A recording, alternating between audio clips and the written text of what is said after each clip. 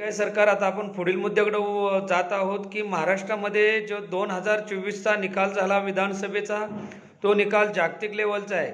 ना भूतो ना भविष्य, विरोधी पक्षी नेता राहिला नाही. याविषयी आपलं मत काय आहे? याविषयी बोलायचं झालं तर परिस्थिती अशी आहे की दिल्लीची सत्ता आज बीजेपीकडे आहे. आज जगामध्ये सगळ्यात मोठा पक्ष बीजेपी आहे आणि भारताची आजची अवस्था जर बघितली तर ज्यांच्या ताब्यात दिल्ली आहे त्यांच्या ताब्यात गल्ली असणं गरजेचं आहे, असं सामान्य माणसाची धारणा आहे.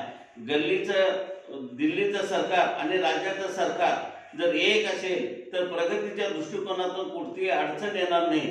या दृष्टिकोनातून मग आता सध्या घेतलेला लाडक्या बहिणीचा विषय असो किंवा 3.5 हॉर्स पॉवर पासून 7 हॉर्स पॉवर पर्यंतचा वीज बिलाचा प्रश्न असो किंवा आतापर्यंत वीज बिल जे आहे ते माफ करण्याचा प्रश्न असो किंवा विविध जे निर्णय त्यांनी 2 वर्षात घेतले धडाडीनं, ते लोकांना असं वाटलं की विकासाभिमुख आहेत. रस्त्यांचा प्रश्न घ्या, बाकीचे प्रश्न घ्या, कष्टकऱ्यांच्या बाबतीतले घ्या, सर्वसामान्य माणसाच्या बाबतीतलं घ्या, एज्युकेशनच्या बाबतीतलं घ्या, मुलींच्या बाबतीत पोस्ट ग्रॅज्युएशन पर्यंत मोफत शिक्षणाचा विषय घ्या.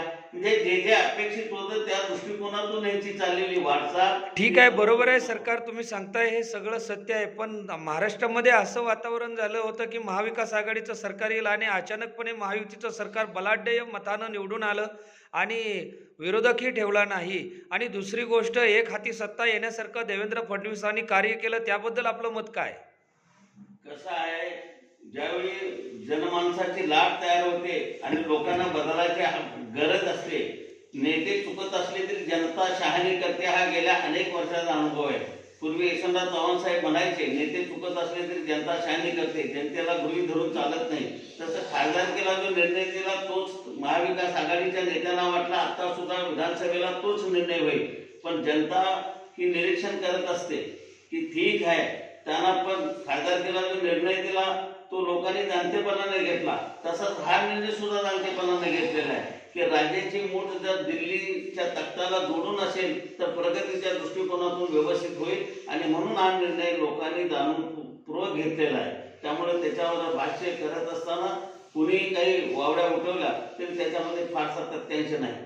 ठीक आहे साहेब, आता तुम्ही सरकार सांगितलं की पवार साहेबांच्या विषयी आपण मगाशी बोलत होता, पण पवार साहेबांनी पुरोगामी महाराष्ट्रात चळवळ आणली, या महाराष्ट्राला दिशा आणि महाराष्ट्राच्या प्रगतीपथावर महाराष्ट्राला नेलं. जर पवार साहेब नसते तर सहकार कारखाना झाले नसते, दूध डेऱ्या झाल्या नसत्या, शेतकऱ्याचा ऊस पिकला नसता. ज्यावेळेला ते कृषी मंत्री देशाचे होते त्यावेळेला त्यांनी न्याय दिला. या हजारो कोटीचं कर्ज त्यांनी माफ केलं, 72,000 कोटीचं त्यांनी शेतकऱ्यांच्या बाबतीत देशामध्ये नाही जगामध्ये 1 नंबरचा भारत आणण्याचं जर कुणाला श्रेय द्यायचं असेल, कृषी मंत्री 10 वर्षे पवार साहेब होते, पण त्या काळामध्ये अतिशय चांगल्या पद्धतीने काम केलं. त्याही पूर्वी संरक्षण मंत्री असताना त्यांनी जबरदस्त काम केलं, लोकसभेचे अध्यक्ष असतानाही त्यांनी काम केलं आणि राज्याचे मुख्यमंत्री असताना आज जी प्रगती एज्युकेशनमध्ये आणि सहकारी क्षेत्रामध्ये जी दिसती, कृषी क्षेत्रामध्ये दिसती, याच्यामध्ये योगदान यशवंतराव चव्हाण वसंतदादांच्या नंतर, स्वर्गीय वसंतदादांच्या नंतर पवार साहेबांचंच आहे. आणि म्हणून महाराष्ट्राचा जाणता नेता म्हणून अनेक मंडळीच काय आम्ही सगळेच त्यांना मानतोय, आजही मानतोय पवार साहेबांना. ठीक आहे सरकार, आता तुम्ही पवार साहेबांना सोडून दादांच्याकडे आला, ठीक आहे, दादा न्याय देतील असं तुम्हाला वाटतंय का? जरूर मला दादा आणि ही तिन्ही नेते निश्चितपणानं मला न्याय देतील यावर माझा विश्वास आहे. आणि मला न्याय कशासाठी पाहिजे, सर्वसामान्य गोरगरिबांची जी मुलं आज आहेत ती दुर्लक्षित झालेली आहेत, त्यांना न्याय देण्याचं काम जर करायचं असेल आणि 18 बलुतेदार 12 बलुतेदार बहुजन समाजाला जर पुढे घेऊन जायचं असेल तर निश्चितपणानं ते आपल्याला न्याय देतील आणि नवी पिढी घडवण्यासाठी आपला हातभार लागेल, याबद्दल मला कुठल्याही प्रकारचा संदेह नाही. ठीक आहे, काल परवा पवार साहेबांच्या विषयी तुमचं प्रेम होतं, ते आज टिकून आहे का?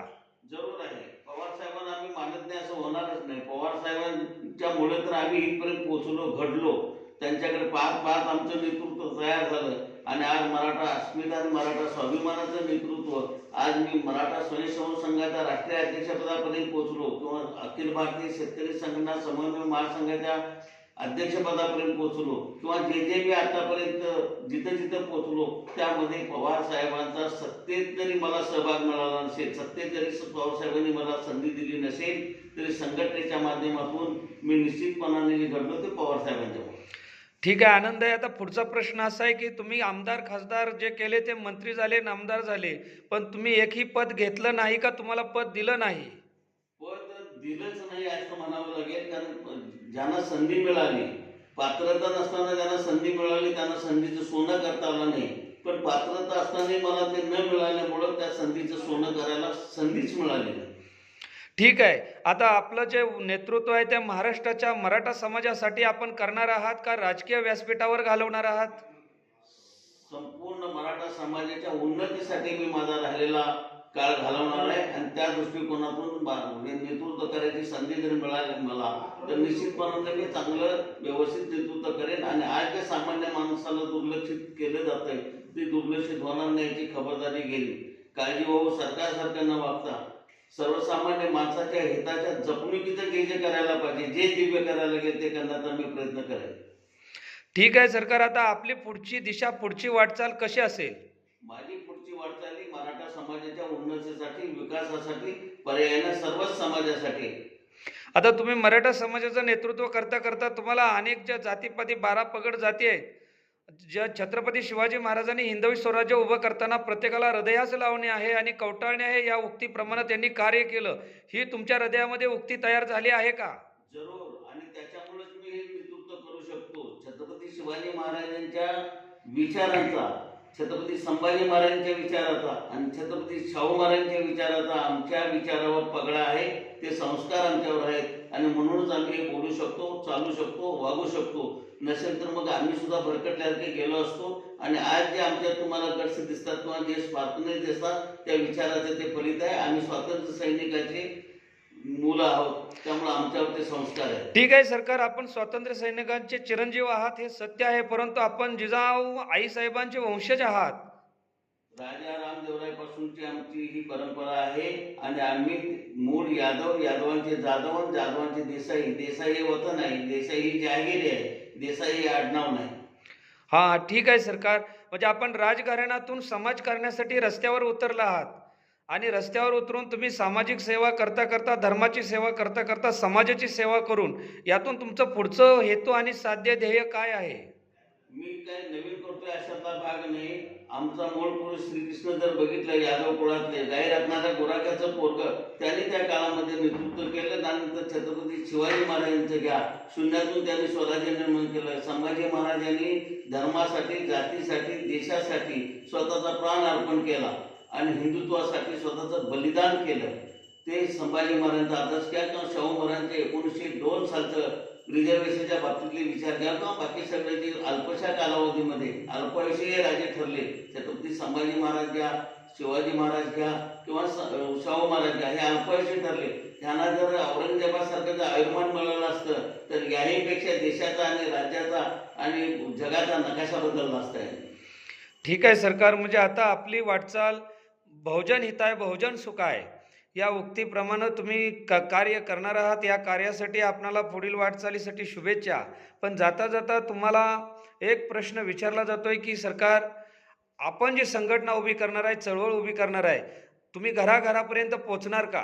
जे बरोबर आहे ते बरोबर म्हणणारी आपली संस्कृती आहे, जे चुकीचं आहे त्यासाठी अन्यायाच्या विरोधात सतत पडण्याची आमची तयारी असेल आणि चुकीचं जे आहे त्यासाठी जन आंदोलन मी उभा करेन.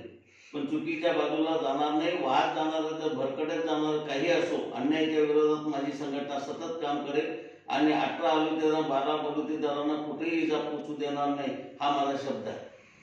ठीक आहे सरकार, आता जाता जाता एक शेवटचा प्रश्न, अतिशय सुंदर असा प्रश्न आहे की तुम्ही जर ह्या महाराष्ट्राचे जर विद्यमान मंत्री महोदय झाला तर तुम्ही कोणतं खातं निवडाल?